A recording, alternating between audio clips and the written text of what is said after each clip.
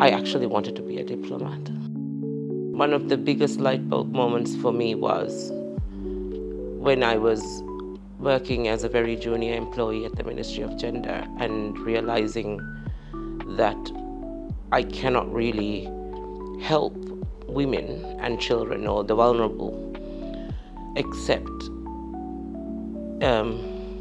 if I were to feed into law, practice law, contribute to developing law. So, which is why I decided to become a lawyer. When I was appointed to the Supreme Court, it was, and I suppose I could say even the biggest honor I've had in my life, at a professional level, of course. I think there are substantially fewer women in the judiciary than ought to be.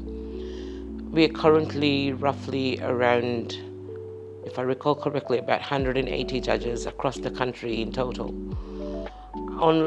28 of them, if I recall correctly, are women. So the number in comparison is very low.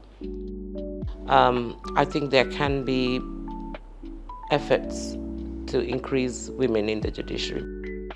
I think it's very important that women understand that they don't have to fit in a particular box just to appease other people.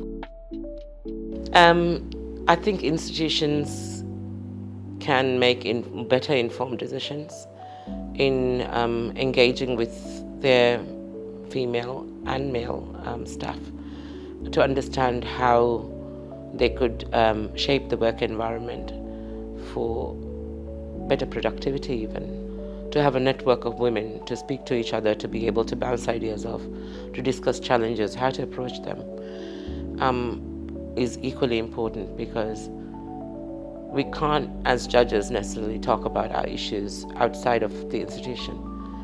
And to have people within the institution to engage with is a huge bonus.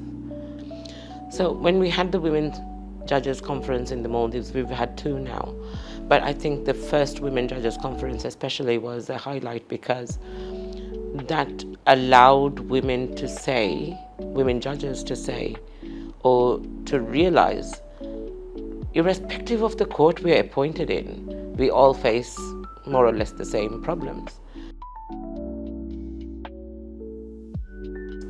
Down to whether you can actually use a toilet or not. But the amount of issues that women face and things that usually others would not necessarily even think about were massive, and a lot of issues came up. And I think that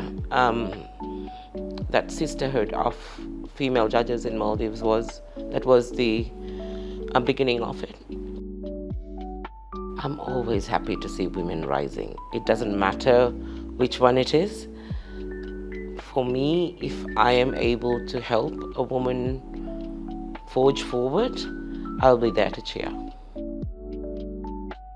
Women, especially girls, I think the message I have to give is, you need to believe in yourself. You need to work for it. Oftentimes you have to work twice, thrice as hard because of the fact that you are female. But don't let up, don't quit. It's been choppy, but extremely fulfilling.